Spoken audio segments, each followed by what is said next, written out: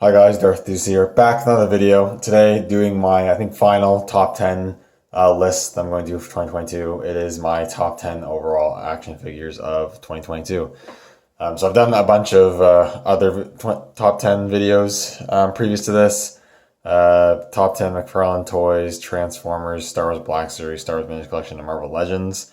I would recommend watching those if you're interested, as the top ones of all those lists will be making their reappearance. Spoiler, I guess, for that, but it just is what it is. But yeah, this year, or not this year, I guess, but 2022, again, really good year for figures. We got a lot of really great stuff. I think most lines had a pretty strong showing. Star Wars was good. I think Vintage Collection had their strongest year since they brought the Vintage Collection line back in 2018, so that's really good. Transformers had a lot of really great releases. McFarlane Toys, even though I want to buy less of those, they still keep making a lot of really great stuff. Some other lines that didn't make the list and didn't have enough releases for top 10 or anything, like the Jazzwares Halo, the Spartan Collection, had some good releases, but that line is like the epitome of good but not good enough. There's always just enough issues with those figures that really holds that line back, unfortunately. But they had some good stuff. George from Halo Reach was pretty good. The deluxe Jega from Halo Infinite was pretty nice. So that was really cool. But I didn't really get... There's some lines where I bought figures from before that I just didn't get like any or barely any of, like import stuff. Like, I'm not really a big import person to begin with, but I didn't get like only one figure arts, being the Season 2 Mando, and that would have been on the list, but he ended up taking a nosedive off my shelf and his leg completely busted off, so the figure is basically useless now, so I'm just standing on my shelf. So he's not going to make the list. I don't really buy Mafex figures. Mezco, I used to buy a decent amount of Mezco figures. I bought none this year. Mezco is just, they don't release a ton of stuff, and most of the stuff they have been releasing this year is just from stuff I don't really care about that much, and they're also getting pretty expensive. So I didn't buy any Mezcos. But yeah. Let's get on the top 10 list. No honorable mentions here. If you want to see honorable mentions, you can count pretty much any figure from my previous top 10 list for this year that aren't at number one, all honorable mentions. And also, for my top 10 list here, I will not be counting high-end 6-scale figures, so no Hot Toys or 3-0. I just don't think it's super fair to compare those figures to like $30 Marvel Legends or whatever. So yeah. Getting right into it, the first figure that I'm pretty sure is but is pretty sure is a 2022 release. I could be wrong, but I'm pretty sure it is. It is the, I think Mega House is the company, 1/18 scale Char Aznable from Mobile Suit Gundam. I looked back on reviews on YouTube, and they were within the year 2022. I don't think there was any older than that. And yeah, a figure of Char Aznable from Mobile Suit Gundam. A character, my favorite pilot and actual character from Mobile Suit Gundam. When I saw there was an action figure of him, I definitely wanted to get it, and I did. And he's really nice, but there is a lot of issues with this figure that holds it back to only being at number 10. I guess one, for this character, because I don't plan to buy really any more from the line unless they end up doing like a full frontal maybe, which I doubt they'll ever do. He's probably going to be the only figure I release from the line. I kind of would have preferred this to be a 6-inch scale figure, but the 3 1/4 inch is still nice. But he has a fair amount of loose joints, or joints that are at least a lot looser than I like them to be, which I don't like. A lot of the sculpt detail I find is pretty soft. He uses metal pins for a lot of the joints, like the double joints are all metal pins, which I think attributes to some of the looseness, and they're also not painted over or don't have any caps over them or anything, so they're really noticeable, which I don't like too much. But the figure is really well articulated. I think he looks really nice. He comes with a bunch of accessories. I would almost say too many accessories. There's a bunch of stuff. There's some stuff in there I don't even remember from the show. To be fair, it's been a long time since I watched the original show, but it comes with a lot of stuff, which is really cool. You can do a lot of different things with them. And I display them on my shelf with all my other kind of main Char Aznable suits. So I'm really happy to have a figure of this guy. I think it's super cool. He was also really expensive for a 1/18 scale figure. I think in USD is like $55, so I don't even want to think about what that was in Canadian, like probably like 60, 65 or something. Really expensive for a 1/18 scale figure, but I am happy to have Char in figure form. At number 9, we have my number 1 for my top 10 Marvel Legends. It is Baron Zemo. And this is a character and figure I wanted Hasbro to make for a long time. He's one of my favorite Marvel villains. Specifically, I really liked him in the Earth's Mightiest Heroes cartoon. And this is basically the look he rocked back in that cartoon, the classic look. So I'm really happy they went and did the classic look and did it so well. He does have like a decent amount of reuse, but there's still enough new parts that make him feel new and different. Articulation's really good. He looks really great, especially the head sculpt. Absolutely love the head sculpt. I think he could came with a little more accessories, but yeah, really solid release. Definitely my favorite Marvel Legend of the year by far. And number 8, we have my number 1 McFarlane Toys figure release of the year. It is the Mega Fig Bane. And yeah, really great to finally get a pretty good comic representation of Bane, like a standard comic representation of Bane, not like some weird different storyline or anything like that, different universe or anything like that. We don't get too many Bane figures, and when we do get Bane figures, they seem to be based off of video game looks or alternate storyline, kind of where the design is a bit different. But here we just got pure comic Bane, and they took a little bit of liberties here. They gave him this strap harness going on here, but I actually like it. I think it looks really cool. Kind of the more tactical harness, I think it looks pretty nice. The sculpt and painted detail, I think it looks really good for the most part. Would like to see some green venom veins on his skin here and there, but not a big deal. The size is really nice. He is articulated decently. The articulation is not crazy or anything like that. He does have some limitations, but it's still pretty good. Just unfortunately, he doesn't come with any accessories. He just has 2 open hands and doesn't come with any closed fist hands, which I think is a bit unfortunate and does limit the fun factor a bit with this guy, which is why he is lower on the list. And at number 7, we have my top Transformer figure of the year, which is the Legacy Armada Starscream. And I get into it a lot in that top 10 video, and in my review, I did review this guy. But the original Armada Starscream was my very first Transformers figure I ever owned, alongside the Armada Red Alert, and pretty much is one of the first like really toys I remember owning. And so that has a lot of sentimental value to me. So I was super thrilled when they announced and then released the new Voyager Armada Starscream in Legacy. And he's kind of everything I wanted that original figure to be when I was younger. He has all the posability I wish that old figure had back in the day. You can get a lot of cool sword poses. Figure looks great, sculpted and painted pretty nicely for the most part. I think you could have used some more paint and colors in some areas. Like I think could have used some more gray on the legs. Transformation's pretty simple and similar to the original figure, but still has some nice engineering to allow for the new articulation, which is great. I love that he still has the cannons that can flip forward. You can put effect parts in it. That looks super cool. The jet mode looks really nice. He comes with decent accessories. Comes with the wing sword, which unfortunately doesn't have the gimmick of actually folding into the wing, but he has that. And he also comes with a Minicon Starsaber, which I think is pretty cool. And yeah, just a super solid figure and of my favorite representation of Starscream. This was my childhood Starscream. And at number 6, we have the Star Wars Black Series Death Watch Mandalorian. Black Series definitely had some misses this year, but when they hit, they hit. And the Death Watch Mandalorian is a hit for the Black Series. This thing, I think, is about as perfect as a Black Series figure can get. It's a standard release. He's got great sculpt, great paint apps, good array of accessories. He's got the rifle, the pistol, and the jetpack. The rifle can be a little finicky to get him to hold correctly, but you can do it.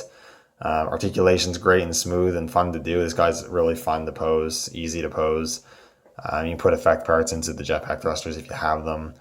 I just love how the sculpt came out. The helmet looks pretty much perfect. Of course, he could have used some more weathering, I guess, but you can't really expect too much from mainline Black Series. I think what we got here was really, really solid. And at number 5, this guy's so big I have to hold my camera. It is the Lego Optimus Prime. And I debated putting this guy on the list because he's a Lego set. I guess he's technically not an action figure, but once he's all built up, he's technically a posable figure. And I wanted this list to be somewhat interesting. So I put him on here, and it's just such a really cool thing. I got it for Christmas. Definitely wanted to have this guy. If you're a Transformers fan, a Lego fan, or preferably both, this thing is just kind of like a dream come true kind of product, right? I don't think anyone really ever expected Lego to ever do a true Transformers crossover. I know a lot of people wanted it, and this is definitely the best thing we've ever gotten in terms of buildable bricks Transformers. It's definitely way better than those awful built-to-rule sets way back in the day. I can't remember what the other line was called. It had the little minifigure Transformers and the bigger ones and all that. But yeah, this thing is super nice. He's super big. You can kind of get a sense from how he's towering over even the Bane mega figure. I would say he's about the size of your standard 6 scale figure. That's how tall he stands. The design, the build is all really good and fun to do. I think he looks pretty good. He's got some printed pieces. He does have some stickers, which kind of makes no sense, but they're not too bad. I love the silver pieces he has on the go. He transforms. He fully transforms without coming apart, except for one piece. You do have to swap this little tile piece for the bumper. But aside from that, you don't have to take him apart at all. He completely transforms without having to rebuild him, which is super awesome. Transformation is fun to do and really simple. The truck mode looks great. The robot mode has a decent amount of articulation. He does have some issues, like the knees don't bend at all. That's literally the only major issue with the articulation. And because the knees don't bend, I do find that's quite a hindrance on the playability and fun factor with the actual robot mode. Not a huge deal, but it does kind of suck, especially considering it surely wouldn't have been that hard to engineer knee articulation into this, so I don't really know why they didn't. Has a decent amount of accessories. He's got his ion cannon. You can take his hand out and give him his energon axe. In the chest here, you can open up the chest. And he's got the Matrix of Leadership in there, which is super cool.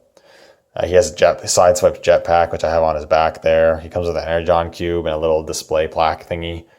So yeah, he's just really awesome, really impressive. And I know a lot of people are happy that this thing actually came out, because that's definitely, I think, in terms of Lego's history, one for the Lego history books. So yeah, very cool. And at number 4, I believe we're on now. We're getting into some G.I. Joe Classified. We have the Cobra Bat. Now, G.I. Joe Classified had such a strong showing this year. I honestly think G.I. Joe Classified was the best line of the year for me in terms of value for money that you got out of the figures that you bought. They didn't have the deluxe sets or deluxe figures felt like deluxe figures, even though I had to get one. They had multi-packs that were cool, and then the standard release figures were great with excellent sculpt paint and an array of accessories. And the Bat, I think, is one of the most solid ones. Other figures of note, like Tomax and Zammot, were good. Spirit was really nice. Sergeant Stalker surprised me. I really like that figure a lot. Cobra Officer was great. Alley Viper, really good. I got that Python Patrol Viper, which was nice.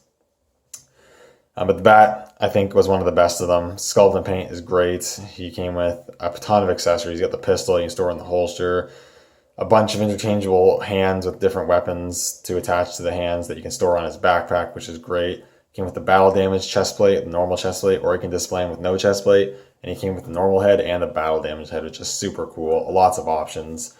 Super fun figure. Next up at number 3, like I said, Vintage Collection had a really strong showing, and my favorite of the year was the Dark Times Darth Vader from the Obi-Wan Kenobi Disney Plus series. For a long time, I have really liked the old 3 1/4 Black Series Revenge of the Sith Darth Vader, and for ages, I have thought that has been one of Hasbro's best Vaders, and definitely their best 3 3/4 Vader. And I knew it was going to take a lot for them to top that figure, but they did it. This figure tops it. He's got excellent sculpt and paint. The head and helmet sculpt is by far, I think, the best Darth Vader helmet sculpt that Hasbro's ever achieved on any of their figures. I think it looks absolutely excellent. Articulation is all the modern stuff that all the other figures have. No limitations, which is great. Good accessories. You got his lightsaber. You got the lightsaber hilt, which you can actually attach to the belt, which doesn't sound like it'd be a big deal, but it is when it comes to Vader figures for some reason. The soft goods are good. He comes with alternate hands. You have like the closed fist, which is cool. Like a pointing force choke hand and the grip hands, which is something I would love to see a lot more with 3 1/4 vintage and the Black Series.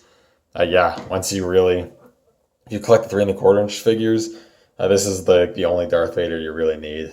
This one is absolutely excellent. Next up at number 2, we have Storm Shadow from G.I. Joe Classified. A long time coming. This is definitely one of my most anticipated figures of the year, and just for the Joe line in general, since it really started coming out back in like 2020 or whenever it was. And I think they did a really good job. I think he's a nice blend of classic with a little bit of modernization, which I really like. The sculpt and paint's really good. Pinless tech joints. I love the head sculpt. So they really were able to convey a lot of personality and emotion out of a head sculpt that's mostly colored by a mask, which is super cool. Articulation is great. A bunch of accessories. You know, he's got his 2 swords, and you got the quiver with the bow and arrow, and you can store the arrow, the bow, and both swords on his back, which is awesome. He's come with the hood option, hood up or hood down options, which is great. And you have the little straps to his belt, which you can move around to kind of get better dynamic posing. Just overall, super solid figure. Definitely think it's one of the best figures from the G.I. Joe Classified line so far. But there was one figure that beat out Storm Shadow, because I did think he would be my number 1 figure of the year, but someone else beat him out. And that number 1 figure of the year is another G.I. Joe Classified. It is the exclusive Serpentor with Air Chariot. And when I saw this guy go up, I just knew I had to have it. I actually have not watched a whole bunch of the original series, but from clips and just what I've seen of Serpentor, I really like the character a lot. And it's just such a cool set and just such a cool thing to get, because he's pretty much pure classic design Serpentor. And if you were to tell me or ask me if I ever thought we'd get a Serpentor figure back when this line first started in 2020, I would have said never. We never would have got this, but we did. And yeah, it's super cool to see that we can get stuff like this, because Serpentor's design is pretty outlandish. It's pretty out there, but it is super cool. And I think they just absolutely killed it. He is expensive. He was quite expensive, but honestly, it's one of those expensive figures where I really feel like for the most part, you're pretty much getting your money's worth. The figure, he's a pretty decent size. He's taller than most other classified figures. I feel like he's even a little bit taller than even the Roadblock mold. Sculpt and paint is great. He actually has a soft goods cloak robe thingy. Unfortunately not wired, even though it kind of looks like it should be, but I think it's not the biggest deal to run a wire through that if you wanted to. Good articulation, pinless tech, a bunch of just personal accessories for Serpentor. You get the alternate head cowl option to allow for more articulation. You get the sword, the staff, the retracted and extended arm blades, the snake he throws, and not just a normal King Cobra you can put on the ground and do whatever you want with, which is super, super fun little world building accessories. And then, of course, you have the Air Chariot itself. It just sculpted and painted really nicely. You got all these different like sculpted details, these little markings, emblems, and whatnot. He's got the big machine guns on here, and I like that you can actually. The machine guns have handles, so you can't actually remove them and use them as separate accessories if you want to. It's got the spinning turbine in the back, at the landing gear. You can open up the mouth. It's got a little cannon in there, and you can flip out the fangs if you want. And just when you have it all together, the Air Chariot with Serpentor on it, it's just such a cool piece. It's nice and big. It's flashy. It looks really nice. It looks really premium. And it just stands out on the shelf, and a super nice centerpiece to the entire, or at least my entire classified collection. So yeah, really awesome release. I'm really happy I was able to actually get it, and it is my number 1 for the year. But anyways, that is pretty much it for my list. Not too much else to say. So thank you guys so much for watching.